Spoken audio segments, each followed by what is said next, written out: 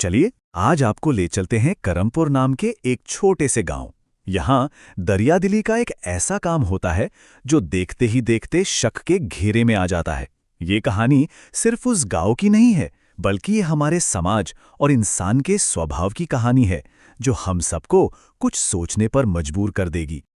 कहानी का सबसे बड़ा सवाल और शायद सबसे सीधा सवाल यही था, आखिर कोई किसी को रोज रोज मुफ्त में खाना क्यों खिलाएगा? इसी एक सवाल ने करमपुर गांव के लोगों के मन में उलझन और शक के वो बीज बो दिए जिनकी फसल बहुत कड़वी होने वाली थी। तो कहानी की शुरुआत होती है विनोद और उसके छोटे से ठेले से। वो हर दोपहर करमपुर गांव में आता था और कुछ ऐसे कर रहा था जो गांव वालों ने पहले कभी नहीं देखा था। जरा सोचिए, रोज दोपहर के ठीक 12 बजे एक ठेला गांव में आता है। गर्मा गर्म मटन चावल की खुशबू चारों तरफ फैल जाती है और जो भी खाने आता है विनोद उसे भरपेट खिलाता है, लेकिन पैसे लेने से साफ मना कर देता है। पहले दिन लोगों को लगा शायद कोई मन्नत होगी, दूसरे दिन लगा चलो ठीक है, लेकिन जब ये सिलसिला रोज का हो गया तो गांव वालों का आश्चर्य धीरे धीरे शक में बदलने लगा। और इस बढ़ते हुए शक को सबसे पहले आवाज दी गांव की एक बुजुर्ग कमला अम्मा ने। उन्होंने विनोद को समझाया भी। उनकी कही बात, मुफ्त की चीज पर गांव सबसे पहले शक करता है, एक तरह से आने वाले तूफान की भविष्यवाणी थी। पर विनोद उनकी बात सुनकर बस मुस्कुरा देता और अपने काम में लगा रहता। तो हुआ ये कि ये जो छोटी सी जिज्ञासा थी ना, वो धीरे धीरे गहरे शक में बदलने लगी। और इस आग को हवा देने वाले कोई और नहीं बल्कि गांव के ही कुछ लोग थे। और इस शक की मशाल को जिसने सबसे आगे बढ़कर थामा, वो था सूरज, गांव का एक तेज तर्रार नौजवान। उसे तो बस इस मुफ्त के खाने के पीछे का सच जानना था। उसने विनोद से सीधे सीधे सवाल किए, उसे बातों में उलझाने की बहुत कोशिश की, लेकिन जब कोई जवाब नहीं मिला तो एक शाम वो चुपके से विनोद का पीछा करते हुए उसके घर तक पहुंच गया। लेकिन सूरज के हाथ लगा क्या? कुछ भी नहीं, बल्कि रहस्य और भी गहरा हो गया। विनोद का घर एक छोटा सा लगभग खाली कमरा था। वहां गरीबी के सिवा कुछ नहीं था, ना कोई छिपा हुआ खजाना, ना कोई सोना चांदी, बस एक पुरानी सी फाइल रखी थी। सवाल अब और भी बड़ा हो गया था, अगर इसके पास पैसा नहीं है तो ये सब चल कैसे रहा है? और जब माहौल में पहले से ही शक खुला होना तो उसे हवा देने वाले भी आ ही जाते हैं। कहानी में एंट्री होती है दीनानाथ की, कस्बे का एक चालाक व्यापारी जो विनोद के ठेले के ठीक सामने अपना मटन चावल का ठेला लगाता है। लेकिन फर्क यह था कि जहां विनोद का मकसद सेवा था, दीनानाथ का मकसद सिर्फ और सिर्फ पैसा कमाना था।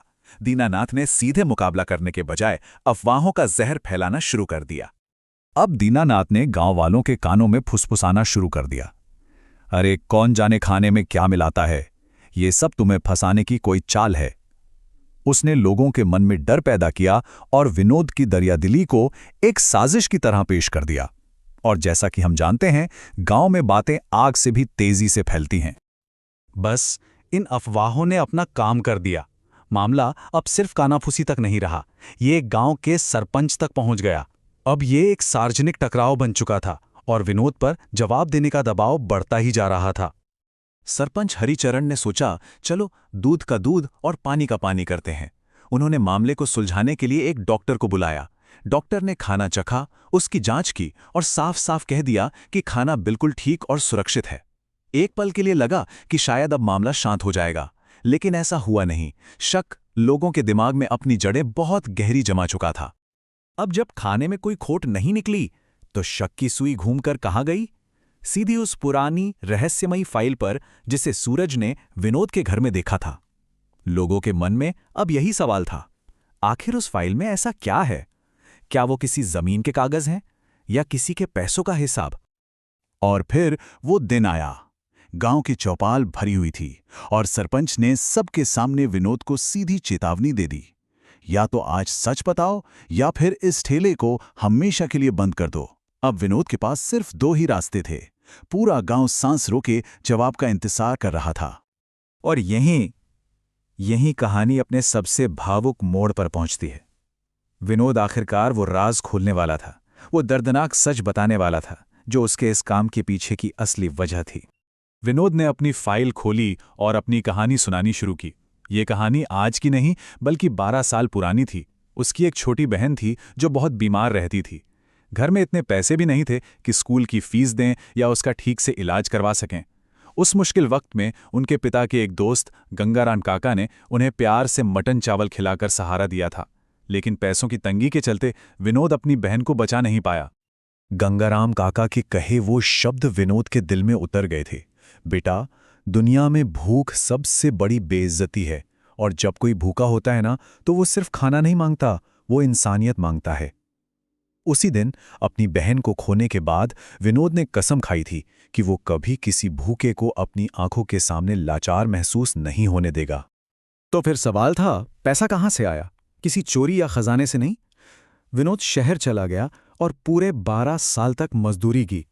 कभी ढाबे में बर्तन मांजे तो कभी फैक्ट्री में काम किया। उसने अपनी हर जरूरत को मारकर हर महीने थोड़ा थोड़ा पैसा बचाया, सिर्फ अपनी उस एक कसम को पूरा करने के लिए। यह पैसा उसकी जिंदगी भर की कमाई थी, उसकी बहन की याद में दी गई एक श्रद्धांजलि। सच जानने के बाद पूरे गांव में एक गहरा सन्नाटा छा गया। हर किसी की नजरें शर्म से झुकी हुई थीं। लेकिन कहानी अभी खत्म नहीं हुई थी। विनोद जाने से पहले गांव वालों को एक आखिरी और शायद सबसे गहरा सबक सिखाने वाला था। जब सरपंच ने पूछा कि उसने ये सच सबसे छिपाकर क्यों रखा, तो विनोद का जवाब बहुत ही गहरा था। उसने कहा, जब लोग ये जान जाते हैं कि कोई अपनी जेब से खिला रहा है, तो वो उसकी प्लेट की तरफ नहीं देखते, उसकी जेब की तरफ देखने लगते हैं। मतलब तब दान की भावना धीरे धीरे उम्मीद और फिर हक में बदल जाती है। उसका इरादा बहुत साफ था। वो देने वाले और लेने वाले के बीच कोई दीवार नहीं खड़ी करना चाहता था। वो खुद को मालिक और दूसरों को मजबूर की तरह नहीं देखना चाहता था। वो किसी को एहसान के बोझ तले दबाना नहीं चाहता था। वो तो बस इंसानियत के नाते एक साथ बैठकर खाना साझा करना चाहता था। गांव वालों ने उससे बहुत माफी मांगी, उसे रुकने के लिए कहा। लेकिन विनोद एक बात अच्छी तरह जानता था कि जख्म भले ही भर जाएं, लेकिन उसका निशान हमेशा रह जाता है। उसने सरपंच से अपने आखिरी शब्द कहे, शक खत्म नहीं होता सरपंच जी, बस कभी कभी छुप जाता है। और अगले दिन से वहां ठेला ना लगाने का फैसला कर लिया। और ये कहानी हमें इसी एक बड़े सवाल के साथ छोड़ जाती है। क्या शक हमेशा नेक इरादों पर भारी पड़ता है? क्या हमारी दुनिया में शक इतना ताकतवर हो चुका है कि वो निस्वार्थ अच्छाई को भी टिकने नहीं दे सकता? ये एक ऐसा सवाल है जिसका जवाब शायद हम सबको अपने अपने अंदर खोजना होगा।